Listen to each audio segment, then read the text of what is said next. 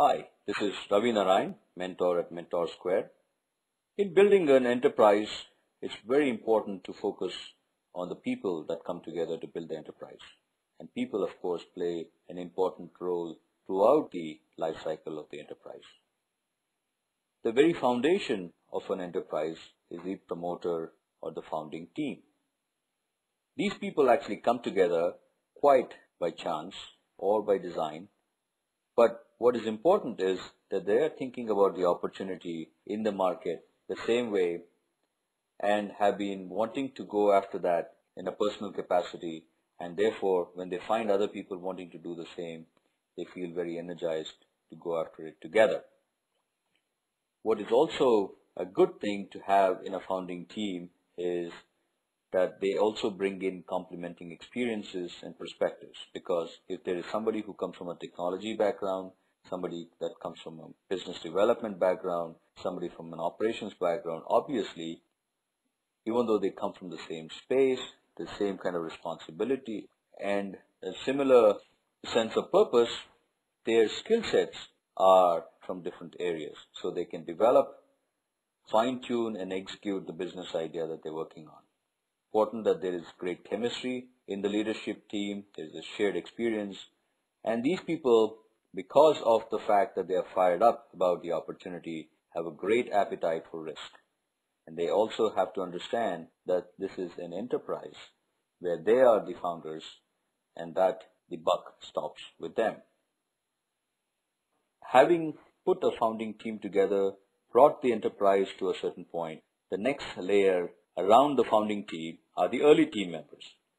Similar to the founding team, these people also have a shared vision and have the same kind of passion that the founders do, but may not have taken the early steps until they have seen what the founders have actually accomplished, and therefore have slightly less risk appetite.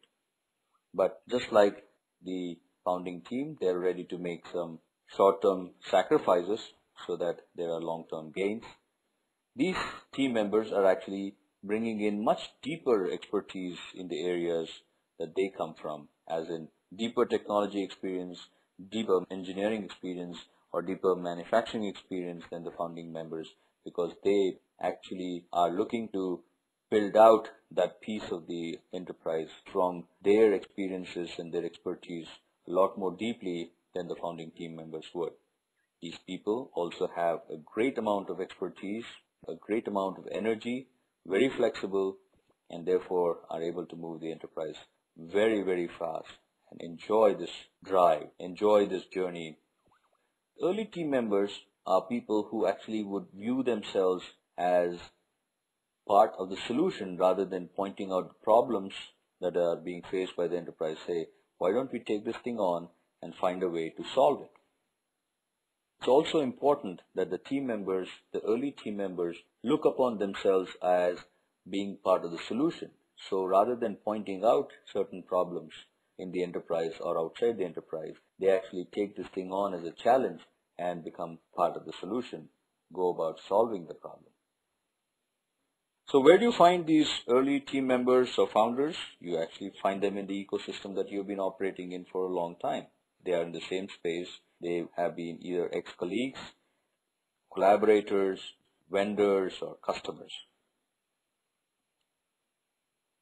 Although these people have known each other, the founding team members have known each other, the early team members have probably known each other as well, or come highly recommended from a referral, it's important to have a formal interview process where not only is the chemistry, trust, shared vision, and risk appetites are established, but it's also important to drill deeper into the technical, the market understanding and execution, because those are the pieces that are going to be brought in by the early team members, and they're going to handle those areas for the enterprise.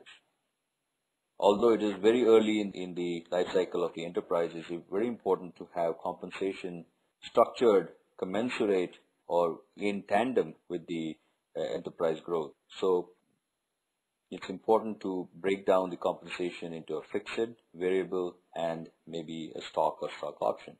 What this does is there is a clear understanding of what it means for those team members in terms of what they take home and how they manage their lifestyles. A fixed salary is usually less than market because the enterprise cannot afford it, or it could be zero.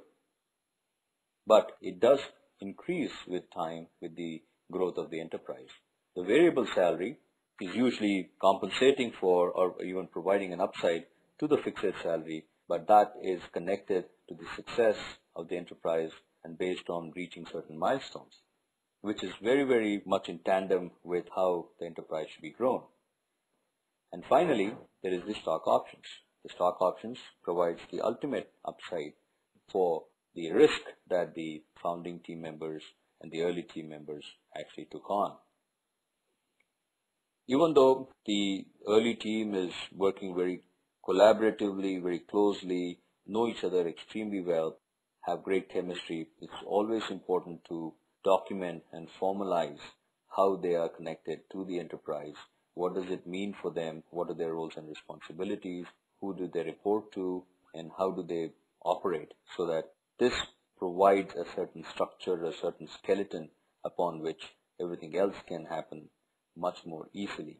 And if this kind of an engagement, this kind of an agreement is put in place, then it gives a lot of room for growth, a lot of room for radical thinking, and a lot of room for discussions, and at the same time providing that kind of deliberation and energy that is necessary at the early stage of the enterprise. Eventually, the organization structure of the enterprise begins to emerge. The general management positions are taken up by the promoters and the founders, and the specialized positions are taken up by the deeper expertise of the next layer of the organization, the management team of the organization. Also, this gives the flexibility that until there is a full-time responsibility, some of this work can be done from the outside, consultants or people, and when it becomes very important to get it done internally, does a full-time resource be hired into the organization. So in summary, it's very important to spend a lot of time in building a top-class team, a founding team that is top-class, team members that are top-class, make them work in a very collaborative fashion, bring in great amount of chemistry so that they are feeding off of each other's energies and moving the enterprise to the next level. While they're doing this, well, they have the greatest of rapports. It's also important that anything that has to do with compensation is very clearly defined, and any other agreements that are necessary to make the enterprise work in terms of roles and responsibilities and any other aspects of stockholding, it's important that these are very well documented so that there is no confusion, no reason for conflict at a later time, which could then hinder the energy of the enterprise. Thank you.